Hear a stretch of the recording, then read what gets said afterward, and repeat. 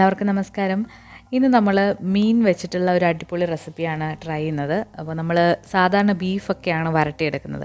അപ്പോൾ നമ്മളിന്ന് ചെയ്യാൻ പോകുന്നത് മീൻ വെച്ചിട്ട് നന്നായിട്ട് വരട്ടിയെടുക്കുന്നതാണ്.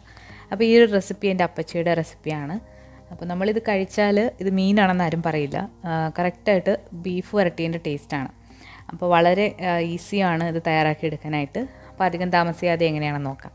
അപ്പോൾ ഇതിന് വേണ്ടിയിട്ട് ആദ്യം നമുക്ക് മീനൊന്ന് പുരട്ടി വെക്കണം. അതിന് വേണ്ടിയിട്ട് ഒരു ടീസ്പൂണോളം ജിഞ്ചർ ഗാർലിക് പേസ്റ്റ്, അതുപോലെ 2 ടീസ്പൂൺ മുളക് പൊടി, ഇതിലേക്കൊരു മുട്ട പൊട്ടിച്ചൊഴിച്ചിട്ടുണ്ട്, ആവശ്യത്തിനുള്ള ഉപ്പ്, അതുപോലെ തന്നെ കുറച്ച് മഞ്ഞൾപ്പൊടി, എരിവിന് ആവശ്യമായിട്ടുള്ള കുരുമുളക് പൊടി എടുത്തിട്ടുണ്ട്, പിന്നെ കുറച്ച് ഗരം മസാലയും കൂടി ഇട്ട് കൊടുക്കാം.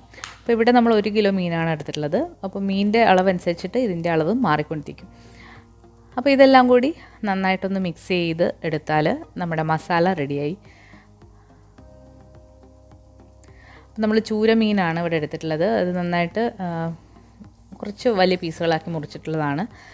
ഇത് ഇനി നമുക്ക് ഈ മസാല പുരട്ടിയിട്ട് കുറച്ച് നേരം ഒന്ന് മാറ്റി വെക്കാം. അപ്പോൾ ഈ മസാല ഇട്ട് നന്നായിട്ടിത് കൈകൊണ്ട് പുരട്ടി കൊടുത്തതിന് ശേഷം കുറച്ച് നേരം മാറ്റി വെക്കുക. അതിന് ശേഷം ഇത് വെളിച്ചെണ്ണയിൽ നന്നായിട്ട് ഫ്രൈ ചെയ്തെടുക്കാം. അപ്പോൾ ഒരുപാടങ്ങ് വെളിച്ചെണ്ണ ഒഴിച്ചിട്ടില്ല. ഇത് ജസ്റ്റ് ഒന്ന് മുങ്ങിക്കിടക്കാൻ വേണ്ടിയിട്ടുള്ള വെളിച്ചെണ്ണ മാത്രമാണ് ഒഴിച്ചിട്ടുള്ളത്. അപ്പോൾ ഇത് ഇട്ട് കൊടുത്തിട്ട് നമുക്ക് നന്നായിട്ടൊന്ന് ഫ്രൈ ചെയ്തെടുക്കാം. അപ്പോൾ ഒരു സൈഡ് മൂത്ത് വന്നു കഴിഞ്ഞാൽ നമുക്കിത് മറിച്ചിട്ട് കൊടുക്കാം. ഈ ഒരു മീൻ നന്നായിട്ട് തന്നെ ഫ്രൈ ചെയ്തെടുക്കാം. നന്നായിട്ട് വേവിച്ചിട്ട് ഫ്രൈ ചെയ്തെടുക്കാം.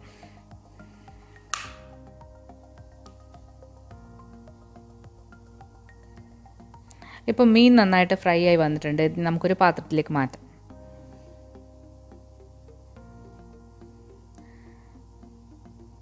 അപ്പോൾ മുഴുവൻ മീനും ഇതേ എണ്ണയിൽ ഫ്രൈ ചെയ്തെടുക്കാം. അതിനുശേഷം ഈ എണ്ണയിലാണ് നമ്മളിനി വഴറ്റിയെടുക്കാൻ പോകുന്നത്. ഇതിലേക്ക് നമ്മൾ കുറച്ച് തേങ്ങാക്കൊത്ത് ചേർത്ത് കൊടുക്കുന്നുണ്ട്. തേങ്ങാക്കൊത്ത് നിങ്ങളുടെ ഇഷ്ടത്തിന് കൂട്ടോ കുറയ്ക്കുകയോ ചെയ്യാം. തേങ്ങാക്കൊത്ത് എന്തായാലും ചേർത്ത് കൊടുക്കാം. തേങ്ങാക്കൊത്ത് ചെറുതായിട്ട് ഒന്ന് മൂത്ത് വന്നു കഴിഞ്ഞാൽ ഇതിലേക്ക് 1 ടേബിൾ സ്പൂൺ ഇഞ്ചി വെളുത്തുള്ളി ചതച്ചതാണ്, അതുകൂടി ഇട്ട് കൊടുത്തിട്ട് നല്ല ബ്രൗൺ ആകുന്നത് വരെ ഒന്ന് വഴറ്റി കൊടുക്കുക. അപ്പോൾ ഇഞ്ചി വെളുത്തുള്ളി എണ്ണയിൽ കിടന്ന് നന്നായിട്ട് മൂത്ത് വന്നിട്ടുണ്ട്. ഇനി ഇതിലേക്ക് 3 വലിയ സവാള പൊടിയായിട്ട് അരിഞ്ഞതാണ്, നന്നായിട്ട് പൊടിയായിട്ട് അരിഞ്ഞിട്ടുള്ളതാണ്. അപ്പോൾ അതുകൂടി ഇട്ട് കൊടുത്തിട്ട് നമുക്ക് നന്നായിട്ട് വഴറ്റിയെടുക്കാം. പിന്നെ ഇതിലേക്ക് എരിവിന് ആവശ്യമായിട്ടുള്ള പച്ചമുളകും ചേർത്ത് കൊടുക്കുക. അത് നിങ്ങളുടെ എരിവിനനുസരിച്ചിട്ട് കൂട്ടോ കുറയ്ക്കുക ചെയ്യാവുന്നതാണ്. അപ്പോൾ ഇതും കൂടി നന്നായിട്ടൊന്ന് വഴറ്റിയെടുക്കാം.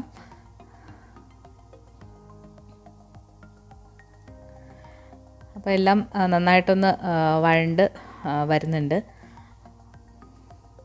ഇതിലേക്ക് ഈ ഒരു സമയത്ത് നിങ്ങൾക്ക് കറിവേപ്പിലയും ചേർത്ത് കൊടുക്കാവുന്നതാണ്. ഇനി നമ്മളിതിലേക്ക് ഒരു സ്പെഷ്യൽ മസാലയാണ് ചേർത്ത് കൊടുക്കുന്നത്. അതായത് ഒരു 8-10 ചുവന്നുള്ളി, കറിവേപ്പില, മല്ലിയില, അതുപോലെ തന്നെ ഒരു 8 ബദാമും കൂടി ഇതിലേക്ക് ഇട്ട് കൊടുത്തിട്ടുണ്ട്. ഇതിനി മിക്സിയുടെ ചെറിയ ജാറിലിട്ട് കുറച്ച് വെള്ളം കൂടി ഒഴിച്ചിട്ട് നന്നായിട്ട് ഒന്ന് അരച്ചെടുക്കാം. അപ്പോൾ ഇതാണ് ഇതിലേക്കുള്ള സ്പെഷ്യൽ ആയിട്ടുള്ളൊരു കൂട്ട്. കറിവേപ്പില കൂടി ഇട്ട് കൊടുത്തിട്ടുണ്ടായിരുന്നു. ഇനി ഇതിലേക്ക് നമ്മൾ അരച്ച് വെച്ചിരിക്കുന്ന ആ ഒരു മസാലക്കൂട്ട് ഇടുന്നതിന് മുൻപായിട്ട് നമ്മൾ കുറച്ച് മുളക് പൊടി ചേർക്കുന്നുണ്ട്. മുളക് പൊടി നമ്മൾ മീനിൽ ചേർത്തിട്ടുണ്ട്. അപ്പോൾ എരിവ് അനുസരിച്ചിട്ട് നിങ്ങൾ 1-2 ടീസ്പൂൺ ഇതിലേക്ക് ചേർത്ത് കൊടുക്കുക. കുറച്ച് മഞ്ഞൾപ്പൊടി കൂടി ചേർത്ത് കൊടുത്തിട്ടുണ്ട്. അതുപോലെ തന്നെ 1 ടീസ്പൂൺ മല്ലിപ്പൊടിയും ചേർത്ത് കൊടുത്തിട്ടുണ്ട്. അപ്പോൾ ഇതെല്ലാം കൂടി നന്നായിട്ട് പച്ചമണം മാറുന്ന വഴി ഒന്ന് വരട്ടിയെടുക്കുക. ഇപ്പോൾ മുളക് പൊടിയുടെ പച്ചമണമൊക്കെ മാറി വന്നിട്ടുണ്ട്. ഇനി നമുക്ക് മിക്സിയിൽ അരച്ച് വെച്ച ആ ഒരു കൂട്ട് ഇതിലേക്ക് ഇട്ട് കൊടുക്കാം. അതിനുശേഷം അതിൻ്റെയും പച്ചമണം നന്നായിട്ട് മാറ്റിയെടുക്കാം.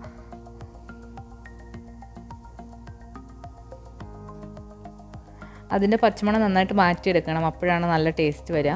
അപ്പോൾ പച്ചമണം നന്നായിട്ട് മാറി വന്നു കഴിഞ്ഞാൽ ഇതിലേക്ക് ഒരു വലിയ തക്കാളി പൊടിയായിട്ട് അരിഞ്ഞതാണ്, അതുകൂടി ഇട്ട് കൊടുത്തിട്ട് നന്നായിട്ട് ഇതൊന്ന് വഴറ്റിയെടുക്കാം. ഇപ്പോൾ തക്കാളിയൊക്കെ നന്നായിട്ട് വഴണ്ട് വന്നിട്ടുണ്ട്. ഇനി ഇതിലേക്ക് നമ്മൾ നേരത്തെ തന്നെ വറുത്ത് വെച്ചിരിക്കുന്ന മീനിൻ്റെ കഷ്ണങ്ങൾ ഇട്ട് കൊടുക്കാം. അപ്പോൾ നമ്മളിവിടെ ചൂരമീനാണ് എടുത്തിട്ടുള്ളത്. അപ്പോൾ നിങ്ങൾക്ക് നെയ്മീൻ എടുക്കാം. ദശ കട്ടിയുള്ള ഏത് മീൻ വേണമെങ്കിലും ഇതിലേക്ക് എടുക്കാവുന്നതാണ്. മുള്ളില്ലാതെ എടുക്കുമ്പോഴാണ് ഒന്നുകൂടെ നല്ലത്. മുള്ളോടുകൂടി എടുത്താലും കുഴപ്പമില്ല, പക്ഷേ ദശ കട്ടിയുള്ള മീനായിരിക്കണം. അപ്പോൾ ഇനി ഈ മസാലയിൽ കിടന്ന് ഈ മീൻ നന്നായിട്ടൊന്ന് നമുക്കൊന്ന് വഴട്ടിയെടുക്കാം.